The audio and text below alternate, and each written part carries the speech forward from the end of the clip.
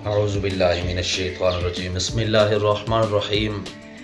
देखती आँखों और सुनते कानों को प्यार भरा सलाम। तमाम मुअज़्ज़ज़ दोस्तों, बुज़ुर्गों और बहनों और भाइयों की खिदमत में आज की वीडियो के साथ मैं हाज़िर हूँ और शुक्रगुज़ार हूँ कि आप हमारी वीडियोज़ को पसंद करते हैं और आप हमारे साथ माशाल्लाह से नेकी के काम में ताउन भी करते हैं।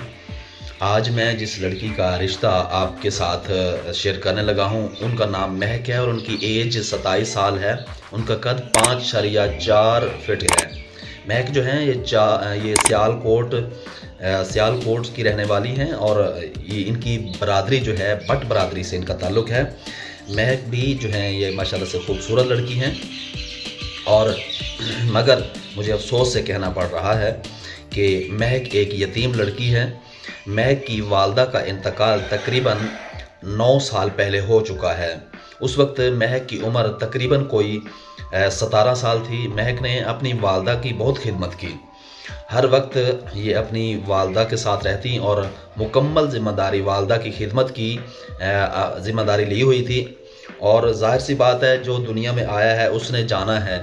तो जिस तरह हर इंसान दुनिया से चला जाता है, तकरीबन अरसा 3 साल गुजरने के बाद महक के वालिद साहब का भी इंतकाल हो गया। महक के जो है एक बहन है और 2 भाई हैं महक के, और एक जो बहन है वो शादीशुदा है और दोनों भाइयों में से महक की अपनी भाभी के साथ जो है नहीं बनती। एक भाई भी शादीशुदा है और बहुत वो हसद करती हैं महक के साथ।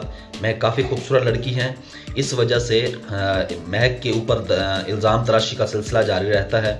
महक का भाई जब शाम को घर वापस आता है तो इतनी सारी शिकायतों का अंबार इकट्ठा किया होता है कि कभी कहती हैं कि महक मुझसे इजाज़त लिए बगैर घर से बाहर चली गई और घर के काम काज के सिलसिले में हिस्सा नहीं लेती, सोई रहती हैं। इस तरह की मतलब पट्टियाँ पढ़ाती हैं अपने मियाँ को और महक के भाई को।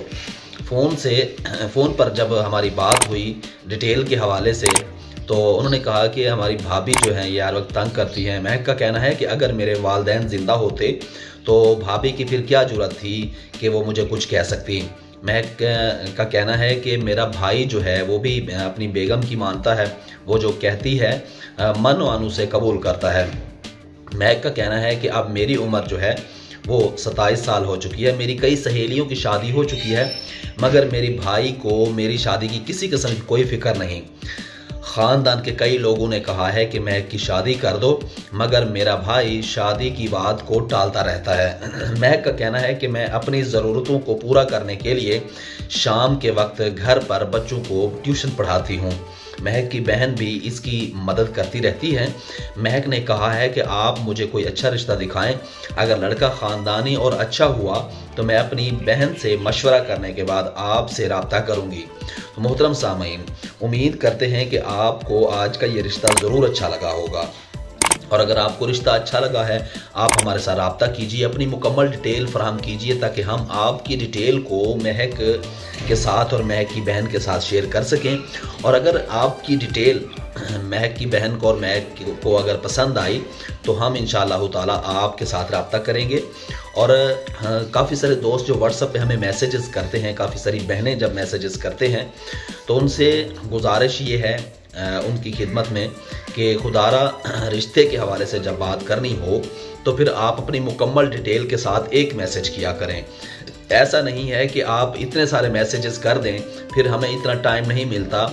मैं कोशिश करूँगा कि आपके साथ कोई वीडियो भी शेयर कर सकूं जिसमें इतने सारे मैसेजेस, इतने सारे टेक्स्ट मैसेजेस हैं और इस तरह की कॉल्स हैं।